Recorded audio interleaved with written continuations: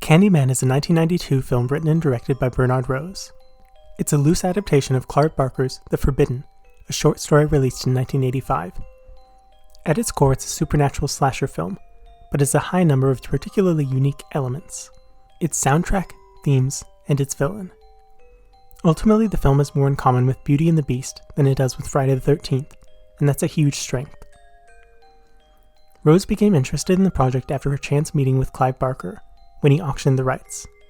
He transplanted the story from England to Chicago, and in doing so refocused the themes not on class, but on race.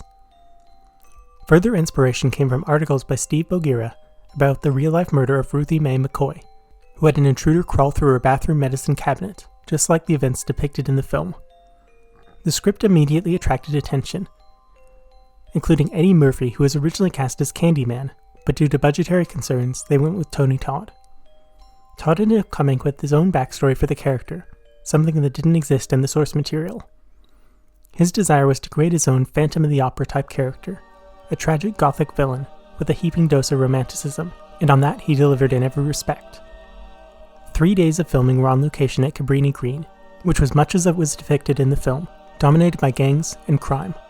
Both Todd and Virginia Marsden, who played the protagonist, also did their own research into the location, accompanied by police officers to help ensure their safety. Despite the precautions, both described the experience as harrowing. There are a few additional points of interest in filming. The first is the real-life hypnotism of Marsden in order to achieve the effects on screen.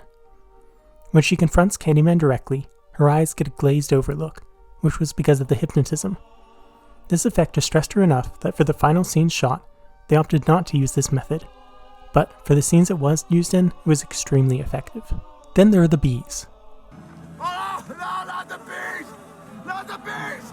All the bees in the film are real. In fact, they used over 200,000 bees, mostly for the shots where the screen is full of them. The ones used in scenes with actors were specifically newborn bees that wouldn't, or at least shouldn't, sting, due to Marsden's deadly allergy to them. Despite this, Todd himself was stung 28 times during production, with the majority occurring to the scene where his mouth is full of them. Each of these netted an additional $1,000 due to an agreement in his contract. Of course, we haven't really gotten into the meat of the story yet. It follows Helen, a graduate student who's investigating urban legends for her thesis with her friend Bernadette. Eventually they stumble upon the legend of Candyman, which has become more than just a story, as it's gained its own life in the rundown tenement of Cabrini Green. It's said that if you say his name 5 times, then he appears and kills you horribly. Candyman. Candyman. Candyman. Candyman. Candyman. But the man himself doesn't show up until nearly half an hour later. That's one of the many ways that it separates itself from a traditional horror film. The first major act of violence occurs about 46 minutes in, and the first death just shy of an hour. From my data, this is the 6th longest time to kill, out of approximately 450 slashers on record. Even after that, there are only 3 deaths, a far cry from the typical dozen or so victims. Candyman's violence is sparse, but that doesn't make it any less gruesome or effective, with particular praise going to the sound design, as well as the soundtrack. When Candyman kills people, he rips them apart. It's more than that though, as in his opening narration, "I'll split you from your groin to your gullet." In particular, attention can be paid to his grunting as he kills.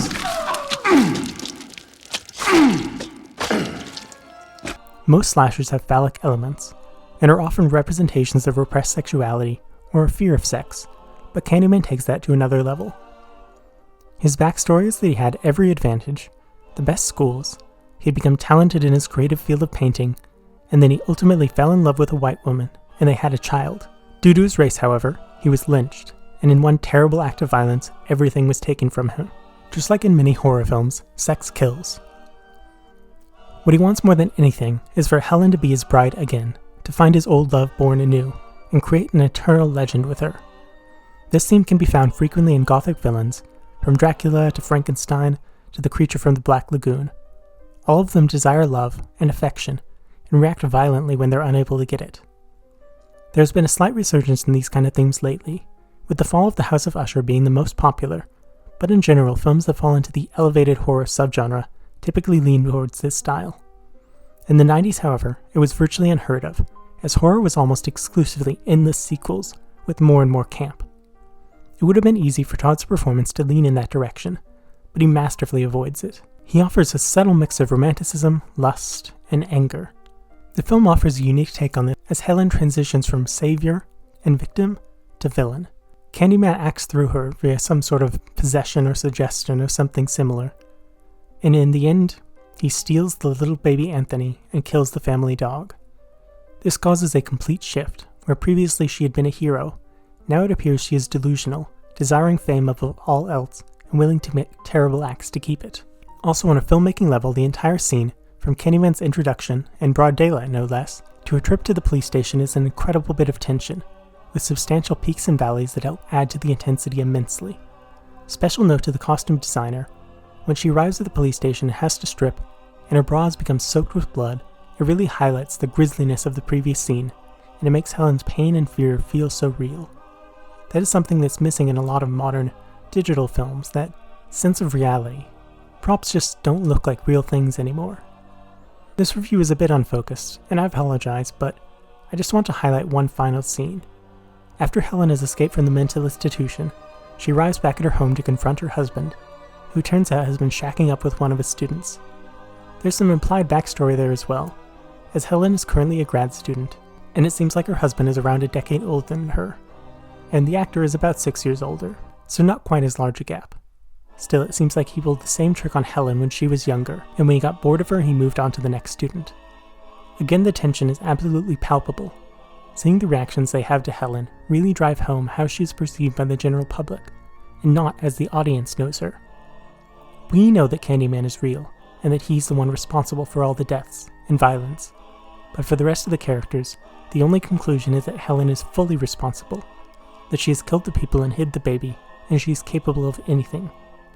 It's particularly effective when she holds the phone out as a weapon, and the others recoil from the implied, but completely imaginary, threat.